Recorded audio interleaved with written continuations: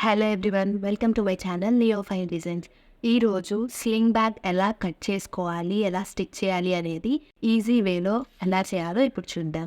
ఒక క్లాత్ని తీసుకోండి, మీకు నచ్చిన ఫ్యాబ్రిక్ని తీసుకొని లెంత్ 19.5 ఇంచెస్, హైట్ వచ్చేసి 10 ఇంచెస్.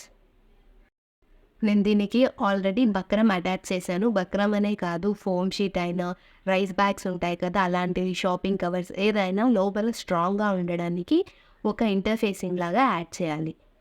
దీన్ని 1 ఫోల్డ్ ఇలా చేయండి. దీన్ని ఇలా 1 ఫోల్డ్ చేసిన తర్వాత ఇక్కడ నుంచి 4 ఇంచెస్ మార్క్ చేసుకోండి. మార్క్ చేసుకొని దీనికి ఒక లైన్ డ్రా చేయండి. 4 ఇంచెస్కి ఒక లైన్ డ్రా చేసిన తర్వాత ఇక్కడ 1 ఇంచ్ వరకు మళ్ళీ ఇంకొక మార్కింగ్ చేయండి. ఇక్కడ 1 ఇంచ్, ఇక్కడ 1 ఇంచ్. ఆ 1 ఇంచ్ లైన్ని డ్రా చేసేయండి. డ్రా చేసి ఇటు సైడ్ షేప్ కోసం కొంచెం ఈ కార్నర్లో ఒక కర్వ్ ఇలా ఇవ్వండి. ఇలా ఒక కర్వ్ ఇచ్చి ఇదంతా కట్ చేయాలి.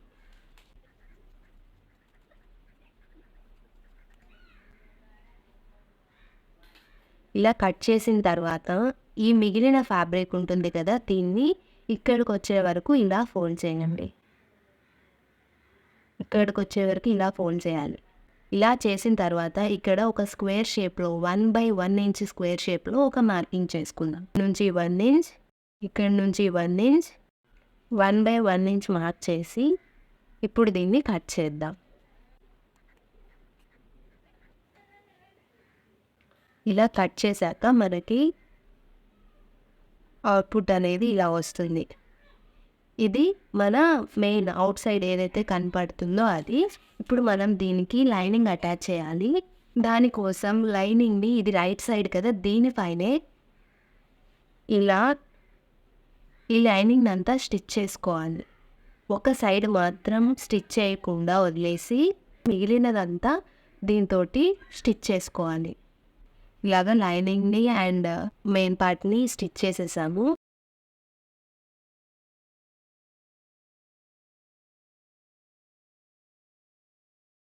ఇప్పుడు దీన్ని రివర్స్ చేసుకోవాలి. ఇలా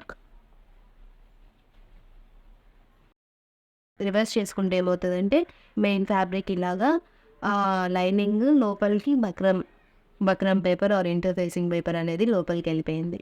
ఇప్పుడు ఇక్కడ ఏం చేయాలంటే దీన్ని ఇలా ఫోల్డ్ చేసి దీన్ని కూడా ఇలా ఒక ఫోల్డ్ చేసి ఒక స్టిచ్ వేసుకోవాలి. ఇలా కింద కూడా ఒక స్టిచ్ వేసేసాను నీట్గా ఇట్లా.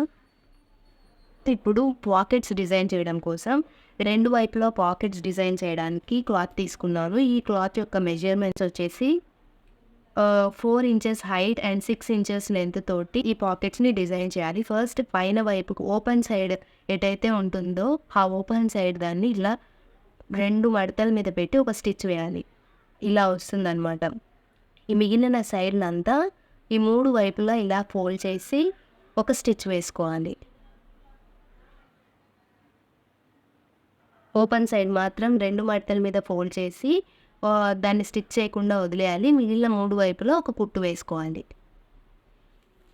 ఇలా లోపల పాకెట్స్ కూడా స్టిచ్ చేసేసాము. ఓపెన్ సైడ్ అనేది 2 పక్కల అవుటర్ సైడ్, ఇటు సైడ్ ఓపెన్, అలానే ఓపెన్ అనేది ఇటు సైడ్ వచ్చేలాగా ఇలా నీట్గా స్టిచ్ చేసాము. ఇంకా కొంచెం ఫ్యాబ్రిక్ తీసుకొని మీకు ఇలా ఎంత లాంగ్ స్లింగ్ బ్యాగ్కి ఎంత లాంగ్ స్ట్రాప్ కావాలి అనుకుంటున్నారో అంత లాంగ్ స్ట్రాప్ని ఇలా కట్ చేయండి. నేను ఇలా జాయిన్ చేసాము. 5 ఇంచెస్ వెడల్పు ఉండేలాగా మీ హైట్కి తగినట్లు మీకు ఎంత స్ట్రాప్ అవసరం అనుకుంటే అంత స్ట్రాప్ని ఇలా కట్ చేయండి. కట్ చేసి కొంచెం లావుగా ఉండేలాగా ఇలాగా ఒక స్టిచ్ చేసుకోండి. మొత్తం రెడీ చేసుకున్న తర్వాత దీన్ని రివర్స్ చేసి ఈ స్ట్రాప్ని మనం రెడీ చేసుకున్నాం కదా, ఈ స్ట్రాప్ని ఇటు సైడ్ ఇక్కడ ఇలాగా, అలానే ఇటు సైడ్ ఇక్కడ ఇలాగా రెండింటిని స్టిచ్ చేయాలి. 2 వైపులా స్టిచ్ చేసిన తర్వాత దీన్ని ఇలా ఫోల్డ్ చేసి ఇటువైపు 2 జాయిన్ చేయాలి. నెక్స్ట్ ఏం చేయాలంటే ఇలా పట్టుకొని ఈ లైన్లో ఇలా స్టిచ్ చేయాలి. అలానే ఇటువైపు కూడా దీన్ని ఇలా ఇలా లాగితే ఇలా లైన్ వస్తుందన్నమాట. ఇలా ఈ లైన్ పైన స్టిచ్ చేయాలి. 2 వైపులా అలానే స్టిచ్ చేసుకోవాలి. ఇలా స్ట్రైట్గా ఇటు 2 సైడ్స్ కూడా స్టిచ్ వేసాము అంతే. ఇప్పుడు రివర్స్ చేద్దాం.